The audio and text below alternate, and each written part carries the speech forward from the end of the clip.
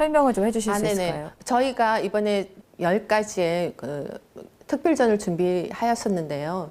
그중에 가장 인기가 있었던 것은 덴마크 작가 올라프 엘리아슨의 그 미디어 작품이었고요. 지붕을 안막으로 이렇게 설치하고 그 방으로 들어가게 되면 7가지 색상의 스포트라이트가 이렇게 나서 움직이는 거에 따라서 그 실루엣이 변하면서 굉장히 경이로움을 느낄 수 있고, 또 하나는 프랑스 필립 파레노의 그 물고기 풍선 작업이었어요. 물고기가 2m나 되는 그 알루미늄으로 만든 그 풍선인데 어린아이들이나 뭐 어른이나 할 것 없이 마치 커다란 어항 속에 들어가 있는 그런 느낌? 정말 물고기를 둥둥 뛰어보면서 유유히 흐르는 그런 어떤 시간의 개념이라고 할까? 또 우리가 잊고 사는 공기의 존재, 이런 것도 감지할 수 있는, 굉장히 이렇게 참여할 수 있는 그런 예술이 굉장히 인기가 많았던 것 같아요. 그게 되게 좋은 것 같은 게 애들을 이렇게 데리고 가잖아요, 전시회에.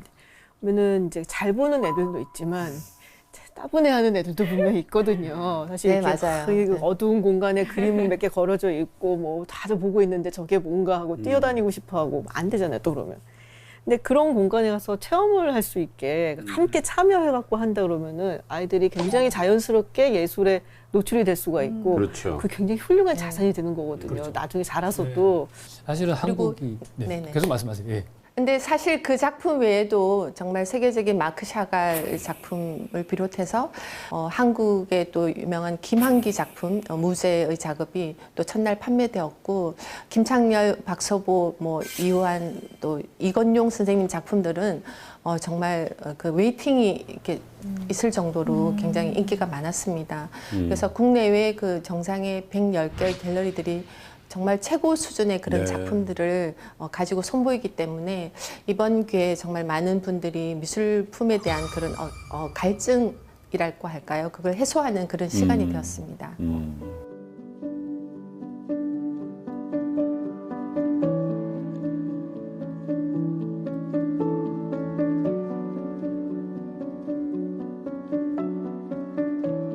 올해 지금 방문객이 8만 명에 정말 수익도 어마어마했고 막 줄까지 서 있었고 그러셨잖아요. 네네. 올해 유독 이렇게 대중들이 또 몰렸던, 이렇게 인기가 많았던 이유가 있을까요? 아무래도 뭐 그런 추세는 코로나로 인해서 이렇게 사람들이 여행에 좀 제한을 가지고 있다 보니까 좀 미술관이나 또 이렇게 갤러리 전시를 보러 다니면서 미술품에 대한 어떤 관심 이런 것들도 많아졌고요. 셀럽들이나 인플루언서들이 올리는 그 SNS 그런 걸 통해서 작품들을 보면 나도 그런 작품 이렇게 저절로 좋아진다고 할까요? 그런 것도 있고, 또 아시겠지만 최근에 이건희 회장님의 그 컬렉션이 공개되면서 일반 기업가들이나 또 일반인들에게도 굉장히 큰 그런 어떤 동기부여가 된 것 같아요.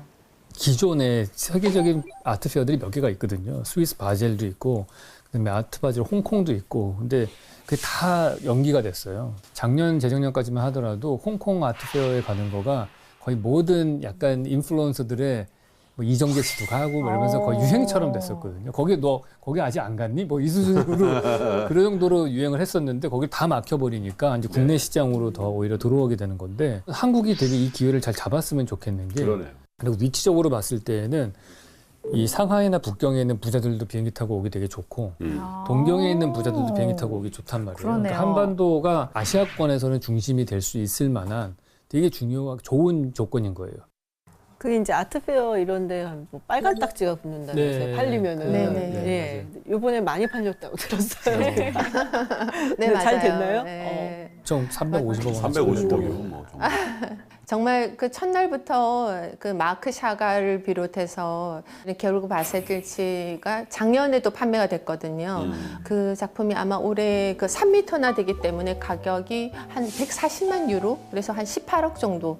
네. 그리고 마크 샤갈은 200만 불에 판매가 되었고요. 그 외에도 영국의 조각가인 안토니 곰니 두 점이 다 판매가 되었고, 마지막 날 설문조사를 하게 되는데 거의 한 80개 갤러리가 그 작품 판매액을 이렇게 적어내셨더라고요. 그걸 조사하니까 거의 뭐 한 한 2, 30억 정도 됐어요. 그래서 나머지 한 30개가 주로 제일 작품을 판매 많이 한 그 갤러리, 메인 갤러리들이 전부 안 적어내셨어요. 근데 저는 그 갤러리에서 어떤 작품들이 팔렸는지 다 알고 있거든요. 네. 안 써내도 나는 알고 있다. 네, 네. 그래서 저희가 사실은 이번에 굉장히 좀 금액을 뭐 이렇게 오히려 좀 차감시켜서 보수적으로. 네. 실제로는 더 팔렸겠네요. 늘 궁금했던 것 중에 하나가 미술의 경제적 가치는 어떻게 결정되는가이거든요. 그래서 제가 전 세계에서 지금까지 가장 비싸게 네. 경매가 된 아시죠? 네. 레오나르도 다빈치의 살바토르 문디라는 작품이 네. 있는데 그게 네. 2017년인가요? 크리스티 경매에서 4억 5,030만 달러. 한국 돈으로 얼마입니까? 우리 돈으로 뭐 5천억? 5천억 가까이 되는 거죠. 그 작품을 제가 보여드릴 테니까 네. 잠깐만 기다리십시오. 네. 뭔가 집에 갖고 계실 것 같아요. 오, 우와. 우와. 우와. 자, 느낌이 오십니까? 이게요, 1958년도에 소더비 경매에서 얼마짜리였냐면은 45파운드였어요. 그럼 얼마입니까? 45파운드면 뭐 6만 원? 6, 7만 원? 6, 7만 원? 6, 7만 원 정도? 예. 네. 근데 그때 당시에 워낙 덧칠이 심해지고 막 그래가지고 이게 그냥 원오브 성화, 성화 중에 하나겠지 이렇게 했는데 이걸 잘 복원을 해보니까 레오나르도 지금 공인된 거죠 어쨌든. 아니에요. 이거를 이제 그때 누가 샀냐고 막 그랬었는데 나중에 알고 봤더니 이게 빈 살만 사우디 왕세자였어요. 그러니까 다빈치 공방에서 나온 거는 맞는 것 같은데 마지막 터치 파이널 이것만 다빈치가 좀 해준 게 아니냐라고 얘기들을 하고 있는 중이고 빈 살만이 아무 말도 안 하고 있어 지금. 우리 중에서는 우리 이사장님이 제일 조회가 내가 있으시니까 들은 뉴스예요. 그래서 의견을 한번 여쭤봐요. 알려주세요. 아, 저도 노코멘트입니다.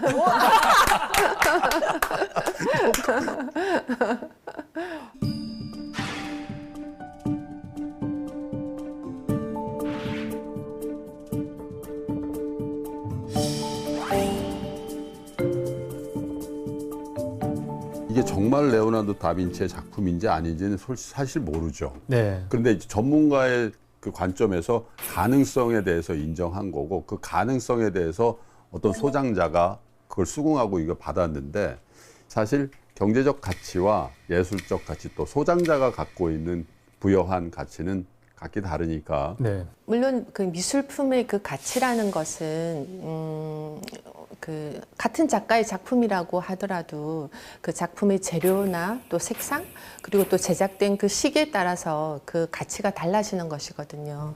그래서 우리가 어떤 작가의 작품을 소장한다는 것은 정말 세상에 단 하나밖에 없는 그 작품을 가지게 되는 건데 작품을 소장함으로써 얻게 되는 그런 어떤 심리적인 가치, 그게 최우선인 거잖아요.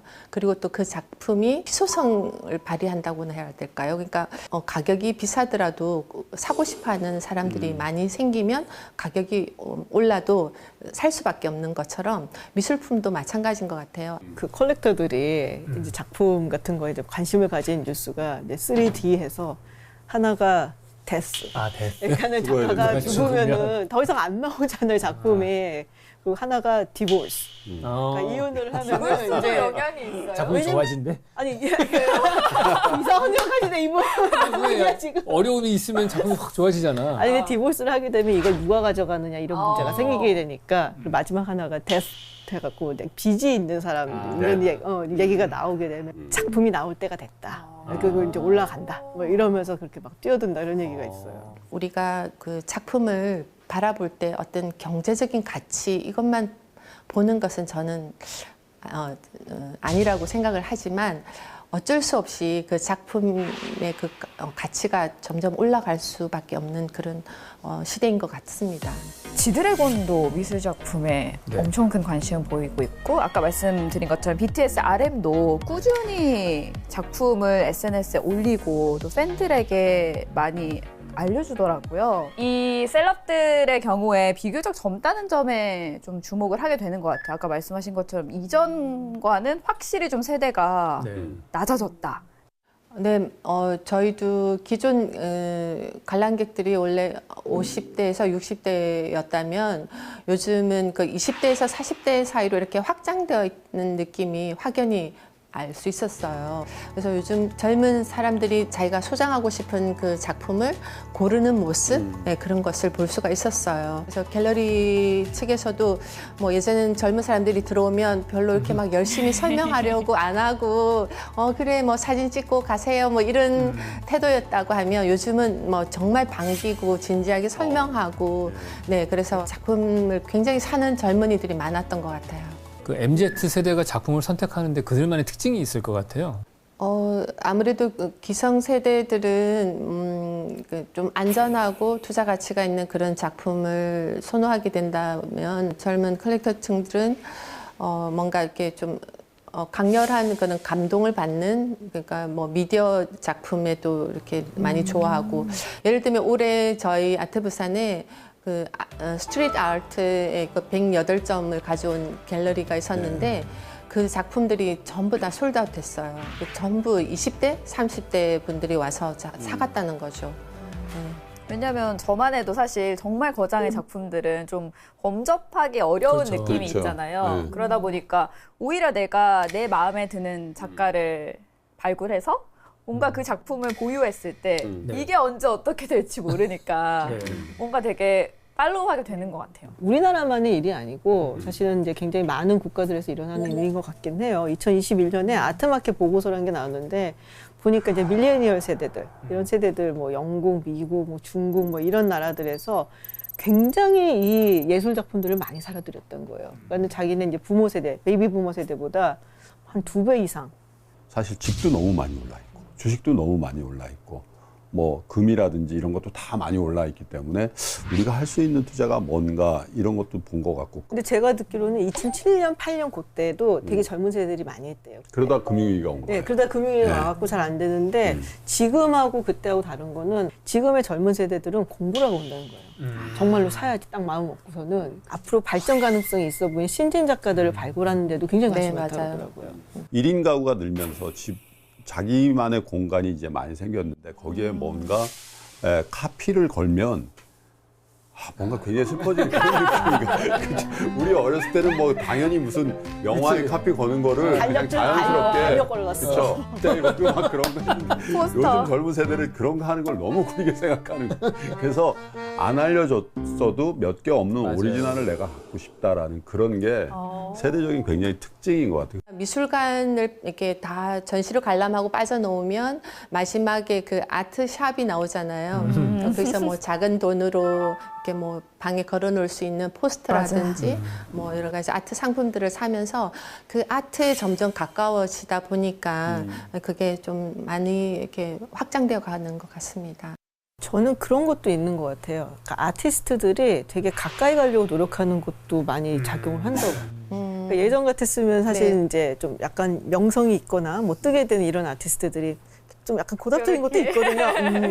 뭐 약간 뭐 약간 이런 게 있는데 최근에 젊은 아티스트들은 그렇죠. 굉장히 소통을 많이 하려고 해요. 그러니까 본인들이 아직은 그 경지에 못 이뤄서도 있겠지만은 이게 정말로 소중한 나의 오디언스다라고 생각하니까 SNS든지 뭐든지 통해서 소통을 정말로 많이 하려고 들고 그러니까 훨씬 더 가까워졌다는 그런 느낌이 들더라고요. 예술가하고 대중하고. 저도 제가 그림을 산 어떤 영국 화가가 있는데 그 사람의 인스타를 팔로우 하거든요. 그럼 자기가 최근에 그리고 있는 작품이 뭔지 내 그림이 요즘에 어디 전시되는지 이런 거를 계속 실시간으로 올려요. 그러면 그 사람의 성장하는 과정들을 제가 옆에서 관찰을 하는 거잖아요. 그리고 나도 여기에 일조한 사람이 되고 저 사람 그림이 더 비싸게 팔렸으면 좋겠고. 누구예요? 올리버 비어라고 있습니다.